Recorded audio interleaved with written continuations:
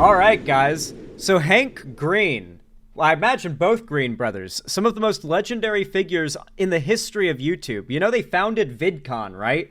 I mean, that is just the start of the list, mind you. I was watching this guy's videos in Crash Course when I was in high school. It was literally assigned study material to watch his Crash Course videos. His content is just that good. He's always been that dedicated to factual reporting, learning, education, and just generally trying to help turn YouTube into a platform that is good for spreading good and useful, true information. And I really respect that about him. So as you can imagine, with those things said, he's fucking pissed about the election. Genuinely pissed off. Wait, the Crash Course guy created VidCon? Yeah, Hank and John Green both founded VidCon. They are that legendary and that foundational in YouTube's history. Also, I believe it's John Green wrote the book The Fault in Our Stars, that one like really popular book that like everybody was talking about a while back. Like pretty popular book. Yeah, they're pretty accomplished to say the least, right? Now, as you can imagine, Hank Green is fucking pissed about these election results. However, he's doing a very good job of using the results as a way to reflect on what the left and what the Dems have failed to communicate to the American people. And he made a really good video that I think we should check out called The Worst and Best Election Takes I've Seen So Far. Now, I actually disagree with him on some things here, but I think this video is a great idea. Just going over different people's takes about how this election was lost. I think this goes hard. Let's check it out. Let's give it a watch. The worst and best election takes I've seen so far. There should be a link, by the way, to the original Hank Green video in the description, or pinned comment, maybe. Assuming Ethan doesn't forget. If he does, just let me know, and I'll pin the comment myself after the fact when it goes up. Just make sure you let me know. Also, comment down below what your favorite thing, like when this goes out as a video, comment down below what your favorite thing Hank Green has done is. Was it VidCon? Is it his main channel? Is it Crash Course? Or is it like SciShow? I'm really curious. I just love all the stuff he does. Let me know what your favorite is. Because, man, everybody knows this guy. He is genuinely like a household name in sort of a weird way. Let's watch. I probably shouldn't be making this video, but I want to make a video that's called The Best and Worst Election Takes I Saw, or whatever the title of this video is. Because I saw some real stinkers, but I also saw what I thought were good ones. And I felt like that might be helpful for people to hear my thoughts about those thoughts. And also just to be exposed maybe to some of the better pieces of analysis. But though I will admit, everything I'm going to show you in this video is a tweet. So don't expect it to be high level. I'm me. I'm not a political scientist, but I'm going to start with just terrible takes. And then we're going to get through to some pretty good ones and then really good ones. That's how the structure of the video is going to be. We're just going to start with terrible. And I have a folder on my desktop. It's called Terrible. The first one is from Mike Lee, who's an actual US senator, which is the reason why this is such a terrible take. If it was just some person, I'd be like, okay, 70,000 people liked this tweet. Is there any credible, non-suspicious explanation for Arizona and Nevada taking this long to count votes? Yes. The answer to that question is yes. But if I would add to that answer, I would add, you're a senator! Just ask somebody! You have resources at your disposal, Mike! You can find out how the election systems in Nevada and Arizona work.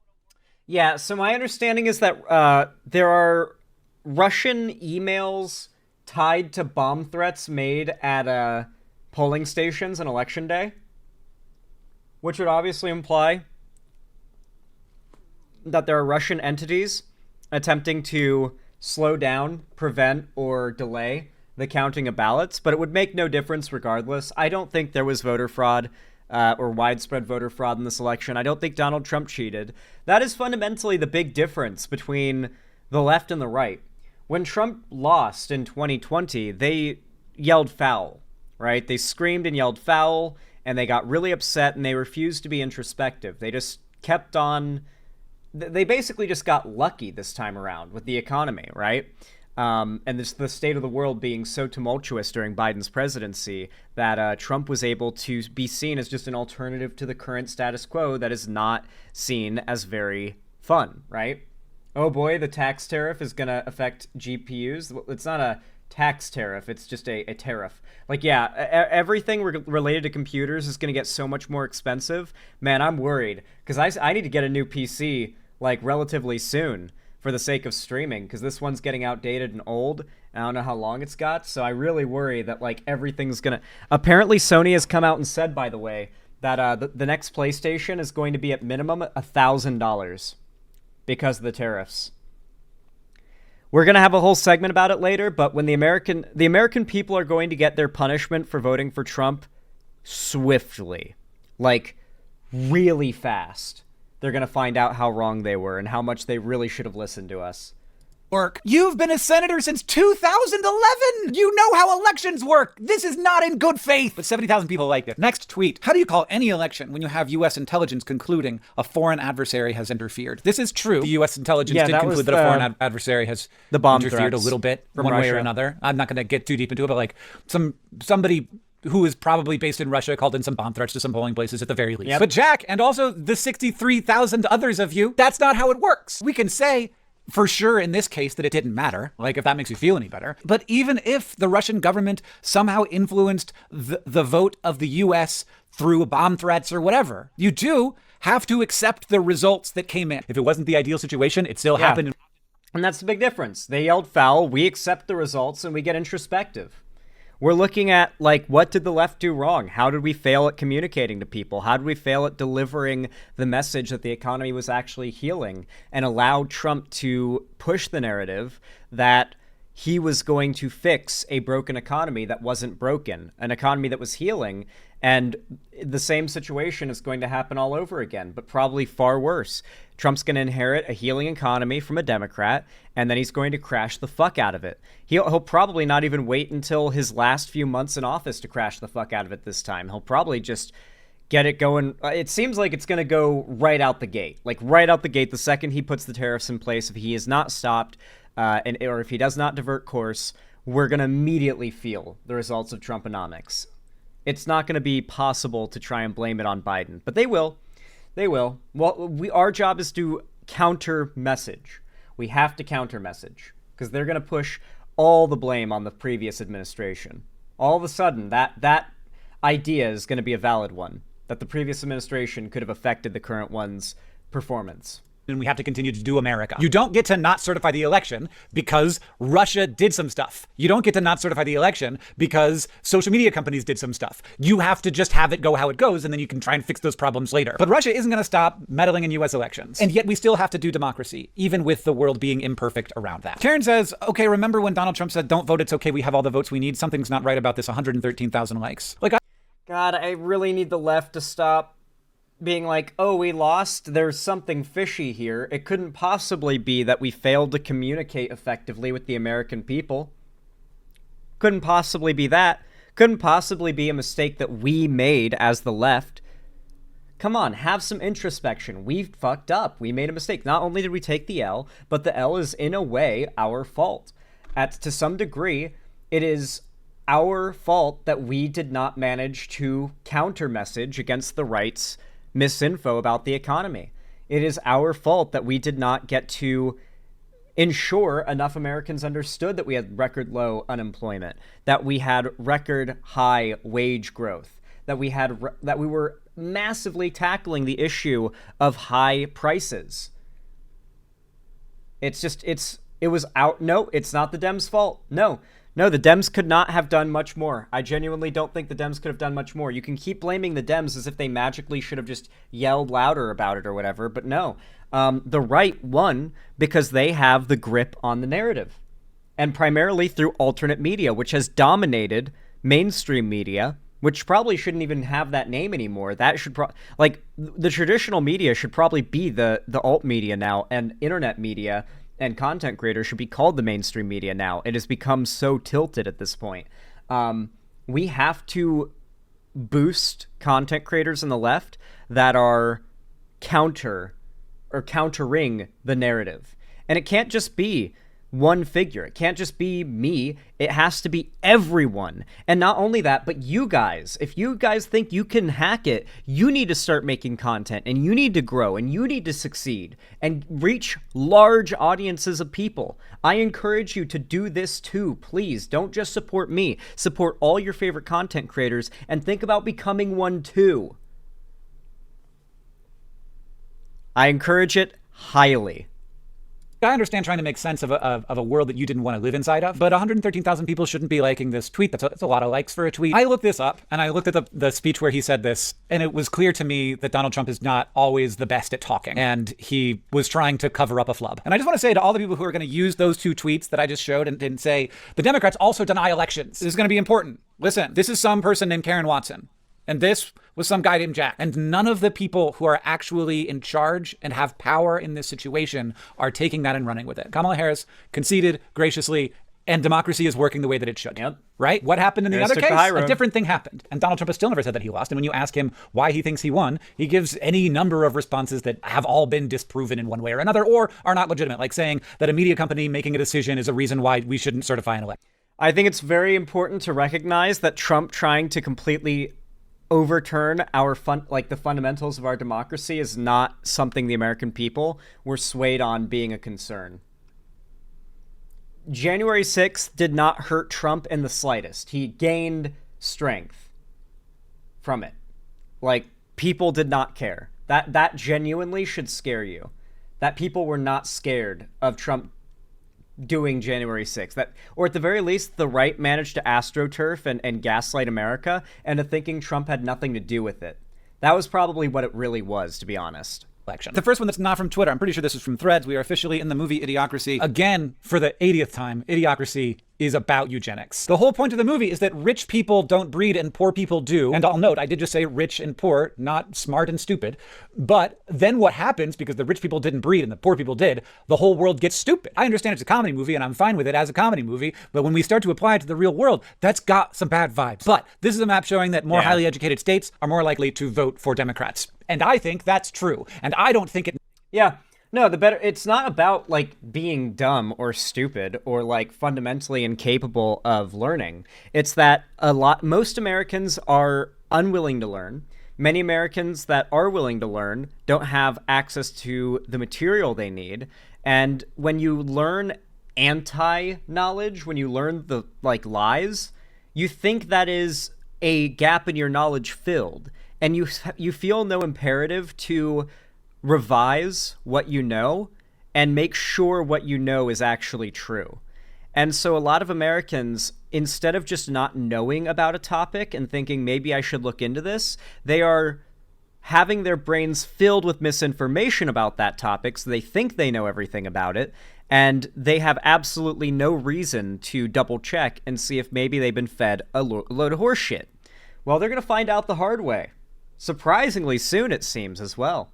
Necessarily has anything to do with intelligence. I think it has a lot to do with a backlash against existing systems, and I think that has a lot to do with a lot of things that I'm not going to get into right now. But this is a terrible take to say it's because people are stupid. We're going to see that take again in a slightly better form later on. 70,000 likes on this one. I really only picked ones that had a lot of likes when it came to the bad takes, because there's lots of bad takes that don't get a lot of likes, but I feel like the ones that get a lot of likes are worth paying attention to. Matt Walsh says, now that the election is over, I think we can finally say that, yeah, Project 2025 is the agenda, lol. Like I've said, guys, Matt Walsh's whole thing is a very common conservative kind of brand that I'm just going to, kind of break it down for you. Let me break it down for you, Mark. Okay. Anyway, the most successful conservative content creators are the best at triggering lefties, all right? Now, if you're a lefty and you see someone like Matt Walsh, what you recognize is, based on all of his rhetoric, he wants to annihilate trans people. He wants to destroy gay rights. He clearly considers any fight or calling out of racism bad, and clearly thinks racism is pretty cool. And he knows that, and this is the most important part, he knows the left recognizes all these things in him. Now, it's not just that he's BSing with his whole, I'm not really a racist. The left just calls me this because they can't actually engage with an argument. The reason they do that isn't just to give themselves plausible deniability from being associated with some pretty nasty terms that are typically considered thought-terminating cliches. They've got a lot of bad connotation with them. It doesn't just serve as a protective factor, but it also serves as a little bit of an attack, right? Like when Nick Fuentes says, "Your body, my choice," a big part of it is that they hit you with that grin, right? That grin. Because they know that you know what they're doing. and they know that you know that they know that the audience does not know what they're doing, right?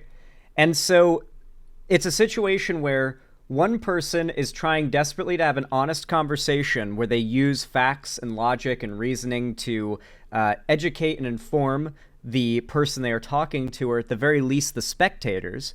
You've got a dishonest actor who is a bullshit artist that is trying to do everything in their power to unnerve the person who is trying to educate, so that they can less effectively give the truth to the spectators, who are convinced that the bullshit artist is telling the truth, and see the flustering of the educator, and they see the flustering as a reason why, or evidence that the educator does not have anything of value to say, that they've been destroyed, right? And so that's why the most successful conservative content creators always do that kind of face. They love to, take joy in admitting that they lied after the fact. Like, yeah, it is agenda. We are doing Project 2025, by the way. Heh. Oh yeah, your body, our choice. Heh. Yeah, they've been doing that a lot.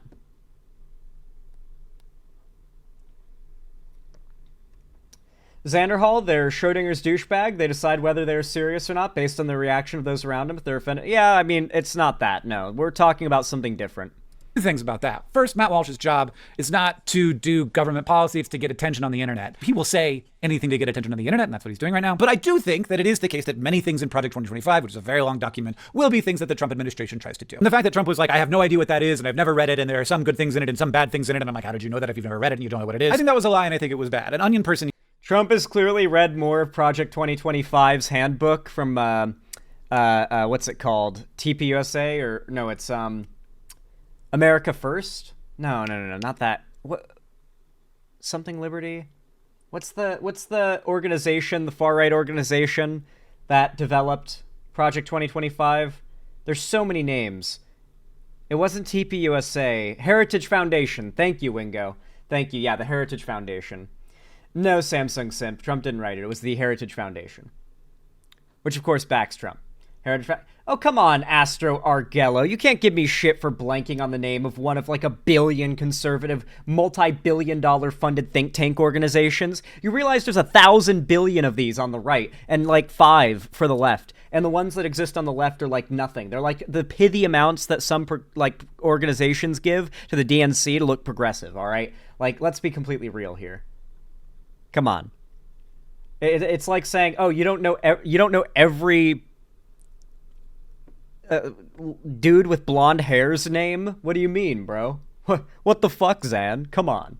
Here it says, I think that the left and especially Democrat liberals need to internalize that intentionally lying is an incredibly useful and good political strategy. I think that Donald Trump is exceptionally good at lying, not just because he's like good at lying, but because he like says everything. He just like constantly talks. And so people are kind of like, well, you can't really take him at his word because he's like being a person. He's just off the cuff, you know? So there's a reason why this is a pretty bad take, which is that this can be a good or bad strategy depending on the electorate you're trying to win and the candidate that you have. Number one search after the election is what is a tariff? But that's not stupidity. That's just undereducation. Kent Allen, these Americans, if they had a better education, if they knew what a tariff was, probably wouldn't have voted for Trump, who was promising these tariffs. He would have been like, more Americans would have been like us and been like, oh my God, what is he doing? That's stupid. But no, they didn't listen. Doing the lying. I think that those things matter a great deal with regards to whether lying is a strategy. I think this is a terrible take because we shouldn't do that. I don't know. Call me old-fashioned. So we're going to move on to the pretty good takes. These were like, okay, pretty good takes. Let's check out what we got here. The first one, this one's from Blue Sky. And he says, one of the things I keep circling back to is all of the terrible people, actions, and ideas that people will now claim were validated. Like the tweet that we just saw. Trump, Thiel, and all the worst impulses of the worst parts of the tech wealth class, Vance, and all this will now be seen as good, successful strategy. Yeah, no, that is like one of the shittiest parts of Trump's win is that, like, you know that it wasn't the radical far-right MAGA people that, they're not the majority of the people who elected Trump. The majority of people who elected Trump are some Dems and even the majority of middle-of-the-road voters who voted for him because they were promised a better economy. They were promised ice cream and no dinner. They were promised no bedtime. We're going to have zero taxes. All of our money's federal funding's going to, all of our country's federal funding's going to come from tariffing other countries, which is totally a tax on other countries' governments, by the way, or the other countries' companies. And then we're all going to have 5 cent per carton eggs again, just like in the 1950s. Aren't you excited, guys?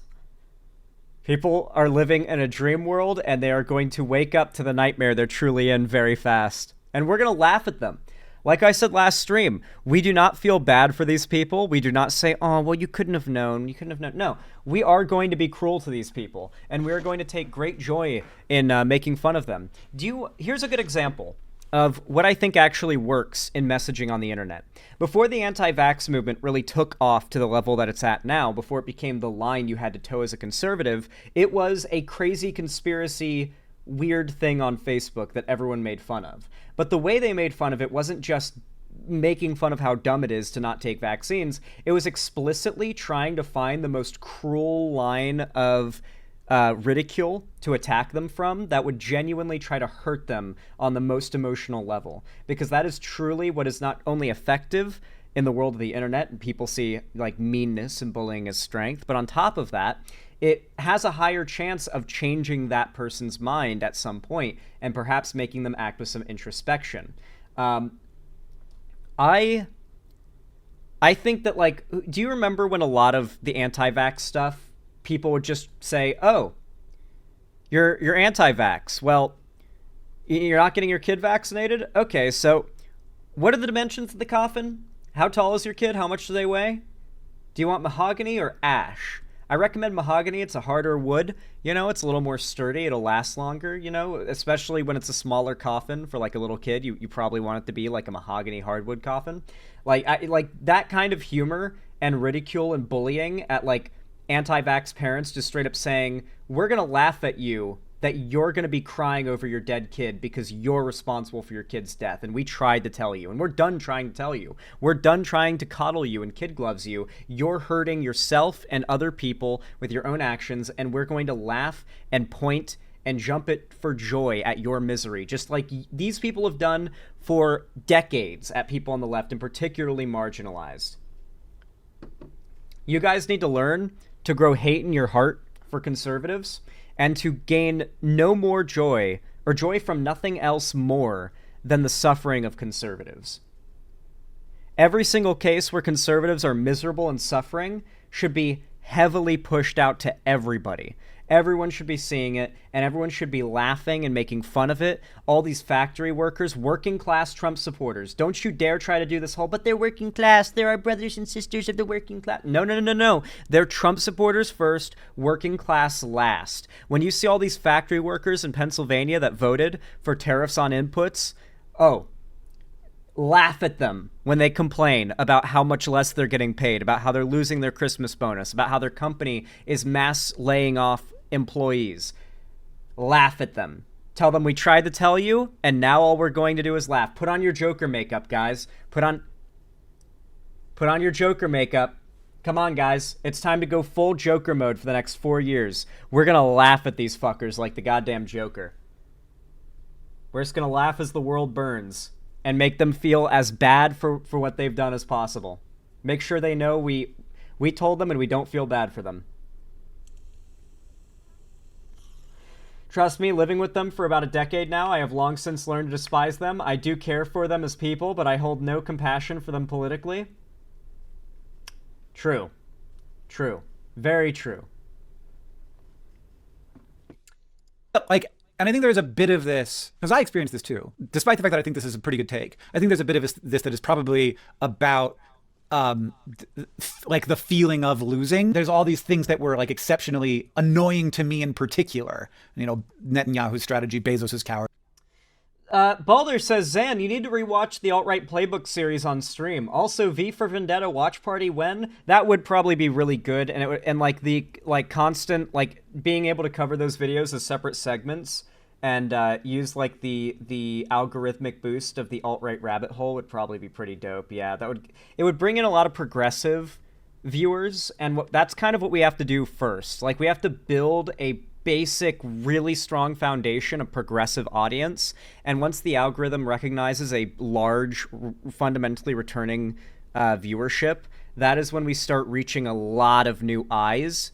And that's where we start to grow and actually kind of change up the landscape of things. But for now, I do want to say y'all are already doing great. We're at almost 500 viewers watching live right now, just on a random ass stream. Just a random ass stream talking about the results of the election. That is you guys turning up the support, dialing it up to 12, like beyond 11 at this point. And I really want to say thank you. Consider leaving a like if you haven't already, both on the video and on this stream. Helps us hit that 500 number. Maybe we can hit 600 too. It would go crazy.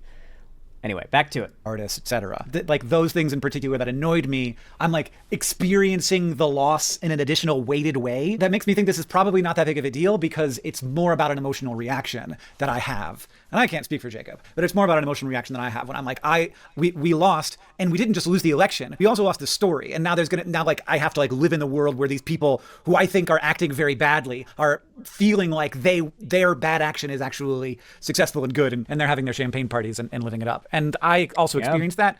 No, I hope they do. I really do hope that the conservatives and the MAGA supporters celebrate now while they can. It's not too long until Inauguration Day. And Trump says on day one. On day one. So celebrate for the next few months. You've still got Biden in office taking care of the economy. You've got nothing to worry about. Now's the time to celebrate if you're a MAGA voter. But they won't believe us when we say it. Not until they start to feel it. And even then they might deny it for a while. So, well, they should celebrate for now, because in a few months they're not going to want to celebrate anymore. It just feels very emotional to me, which makes me think it's probably not that big of a deal. Brian Stelter. This is an interesting one. This is a two-parter from Twitter. It's a mistake to dismiss real dissatisfaction with the economy and the government as merely a product of right-wing propaganda. But it is also a mistake to ignore the mis and disinformation that permeates pro-Trump media from top to bottom, for example. And then he shows this Ipsos poll from last month. People who answered factual questions about inflation, crime, and immigration incorrectly were more likely to opt for Trump, and those who answered correctly were more likely to be Harris voters. And you can see... Wow, really? People who are objectively correct on fundamental basic questions of politics and statistics and like fundamental stats relevant to our country's success and survival, the people who answered correctly overwhelmingly leaned Democrat as opposed to Republican, and those that answered incorrectly overwhelmingly leaned Republican? Huh. Wow. That's crazy, dude. Wow. This graphic here, and it's a pretty wide swing. So like a 75.85 point swing when it comes to crime, a 30% swing when it comes to the stock market, and like a 70% swing when it comes to US-Mexico border stuff. Now I am very much, I think this... Yeah, they all think there's like 25 million illegal immigrants in the country. All they have to do is repeat what Vance and Trump have said about the amount of illegal immigrants in the country, and they're already wrong. It's about 11 million, but they've inflated it and pumped it up to about 25 million now when they talk about the issue. They're totally wrong, but the majority of Americans clearly seem to believe it. It's a pretty good take because I'm very much on the team of the information environment is terrible. There isn't a way to get good information to people anymore. And most information is tuned to one of two purposes. If it is like on Fox News, it is tuned for a political purpose. Fox News is just an arm of the Republican Party. MSNBC is just an arm of the Democratic Party. Those are tuned for a political purpose. It could additionally be tuned for just gathering and holding on to attention, in which case telling people that like the stock market's pretty good, like that's not going to be good, interesting content. Like there's not an interesting story to be told there, and the greatest bias in all media is toward... I really do think the discussions about the economy especially need to be done as a passive point as you focus on broader, more popular issues, because the economy on its own is a popular issue, but not for content, right? The way that this idea of a better economy under Trump has been pushed was as a side, as like the peas alongside the steak that is entertainment focused bullshit, right? Like on Joe Rogan's podcast, you're hearing about like whether or not a gorilla or a bear would win in a fight if they were both high on meth and coke respectively. And then on the side, Joe Rogan's like, oh yeah, by the way, you hear about how bad inflation's gotten? Yeah, man, Biden's fucking up the economy. Anyway, yeah, I think the bear wins, bro. No, you don't understand. A silverback gorilla can rip a man in half. You know, it's like, it's so effective because no one wants to hear a conversation about how the economy's doing well. But if it's like snuck into a dude bro, like entertaining drama, clickbaity type conversation, people will buy the politics as a chaser to the main course.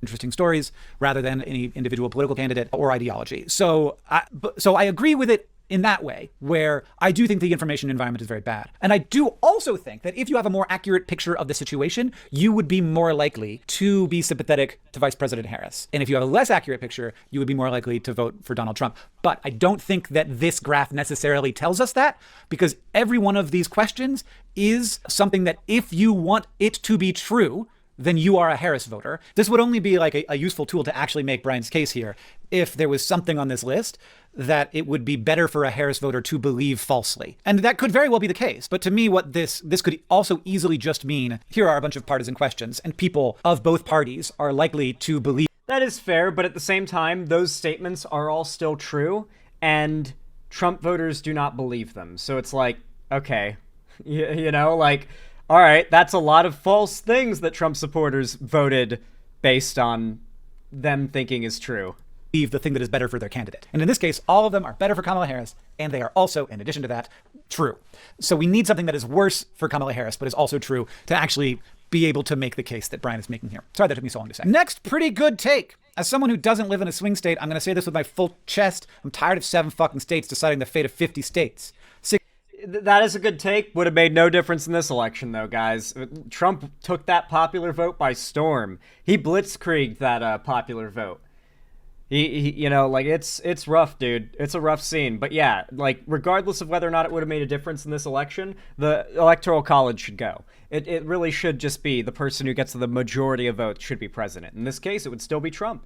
And I still believe it should be the popular vote. This isn't just some lefty thing like, we just don't like the Electoral College because it lets Republicans win. No, we're still saying the Electoral College needs to go. Even when in this election, Trump would have still won.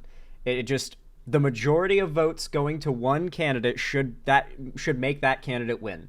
That is a simple, basic idea around the concept of an election. The idea of democracy is fundamentally based around this. The idea that some areas should have more representation than others is insane. 623,000 votes. This is a pretty good take because I think that the Electoral College is outdated and we don't need it anymore and we should go by popular vote. And I think that is becoming a more popular perspective. Even, I am surprised to find when I looked it up. By the way, we already have a Congress. Like, if you're like, but what about the rural areas? What about the rural areas? We already have Congress, dude. Congress has a ridiculous amount of power. Like, Congress controls a shit ton, especially our funding. Like, what like, operations for the government can like receive funding and how much, like the budget and all that shit, right? I'm pretty sure Congress does that, and the majority of Congress seats are filled by Republicans. If you want like land to be represented, then make sure you're involved in voting for Congress, I guess. Yeah, do that. But we really should not have the president be decided by some weird elector system. It's bizarre. It's not cool. Not to mention, there are totally cases in which those electors could just decide not to go with what they're supposed to go with. They could just go to a different candidate if they wanted to. It's really weird. It's a bizarre and fucked up system, and it needs to go. Among Republicans and independents. But it's only a pretty good take because in this case, it didn't matter. If it was popular vote, the outcome would have been the same. Kat says, since 2020, I've increasingly felt like we're in a digital dark ages where illiteracy is skyrocketing, people believe in magic, disease, and rampant oligarchs rule, and it's all facilitated by ultra-modern technology that has evolved to reinforce it. I think that it is identifying that. It really is scary how technology is advancing at a rapid pace, and the first people to embrace it these days are scammers and bullshit artists.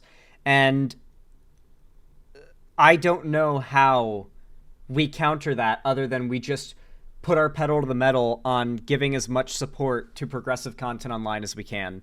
It really is, like, the internet can be largely... Like, I don't think anyone can deny the internet played a massive role in winning Trump the election this time around. In 2016 and onward, people tried to deny it and say, it was other reasons. The internet was fundamental in winning Trump the election this time around. We should shun Republicans like they're ex-Jehovah's Witnesses. They want a cult. We should give them one. Sure, shun them. I say you ridicule them and make sure they feel like you're gaining nothing but joy from their misfortune. The misfortune they made for themselves and you tried to prevent. More of a symptom than a disease. And I also think that it is a little bit over the top. I think certainly people believe in magic, like people believe in astrology and crystals and always have, but like I think that's actually like fewer people right now believe in magic than at most times in history. Disease is rampant, not compared to the Dark Ages. Like we have taken, it feels like a little bit of a step back. There are more oligarchs. It is weird to watch Elon Musk very intentionally become an oligarch. And I think this is a pretty good take because like all of these things seem of the past, but they are enabled by this ultra modern technology. And that's really interesting. I just think it's a little over the top. And I think that the connection between these things, between the technology and what has happened, is really strong and needs to be like articulated clearly somehow in a thing that isn't the length of a book. So I've read books about this, but people aren't going to read the books, and they're all by, well, I guess that Yuval Noah Harari. That's actually a good point to finish this off with, because I don't want to make this too long, particularly for the sake of the fact that for some fucking reason, Google has been like, I don't know, in every way cutting back on bandwidth. Like videos take forever to upload and process now. Maybe it's just me, but that's been the case on my end. And not only that, but videos on Google Drive, which I use to, send raw segments to my editor, have been taking forever to process. So every step of the process of video production has been taking forever at any point where it is in Google's hands to not fuck up. Streams are lagging more too. I've only dropped 84 frames this stream, so that's not too bad in an hour and 19 minutes. But yeah, like, I think there was an update on October 15th, and every YouTuber subreddit is complaining that since then, everything's been loading slower. There's been countless bugs with displaying data in the YouTube dashboard. Everything's been taking forever to upload. Google's been slow as fuck, and on top of that issue I was talking about where around October 27th, October 15th, somewhere in that range, like a shitload of YouTube channels saw a massive dive in their viewership per video. There was an update to YouTube on October 15th. The 3-minute shorts update is the name of it by most people's naming. Apparently, this update may have done a number of things. A, deboosted any channels that don't upload shorts. That sounds like something Google would do, considering how much they want to promote shorts. So thankfully, I'm getting into shorts soon, so that's not a big worry. But another theory is that much like after a channel receives a strike, you get an algorithmic purge where YouTube is then forced to re-find your audience, and it tends to take a little while for it to do that. And so the people theorize that a bunch of channels might have gotten hit with that after the October 15th update, if they did or didn't upload shorts. I don't know. I think it's because they're doing a bunch of stuff with shorts right now, and since October, mid-October, they have been working on the back end, and it's been fucking things up. But because of that, I don't want to make this too long, so let's finish it up here. But I do want to say, how do we communicate with people? How do we communicate these boring, important topics that they are actually willing to vote on based on vibes, but not willing to genuinely educate themselves on? The fact is, we have to boost progressive content. We do not need 11 of the 13 biggest podcasts on the planet to be decidedly right-wing podcasts, ranging from Joe Rogan to Ben Shapiro's podcast. That is not necessary. In fact, I think it is a massive detriment to our country, and we need to actually push against it substantially. It's cancer, and we need to chemo that shit. If you want to help, then consider dropping a like and a comment and subscribing and ringing the bell icon in this video. It really does help a ton and means a lot for the channel.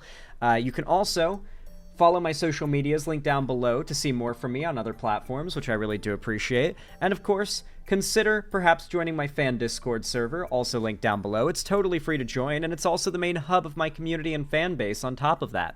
And at least once a week, I host a gaming event, a call-in stream, or a watch party in my Discord on Fridays.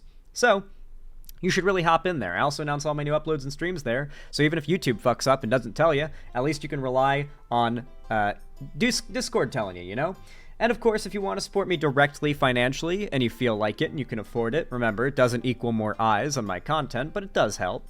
You can always donate, subscribe, or gift a sub on my website, xanderhall.com/live, or support me financially through YouTube, Twitch, Streamlabs, Stream Elements, Patreon, or buying merch, as I do have merch through the Streamlabs link down below. Regardless of how you support me, though, even if you're just lurking and watching the stream passively, I really do appreciate it. And as always, have a good one.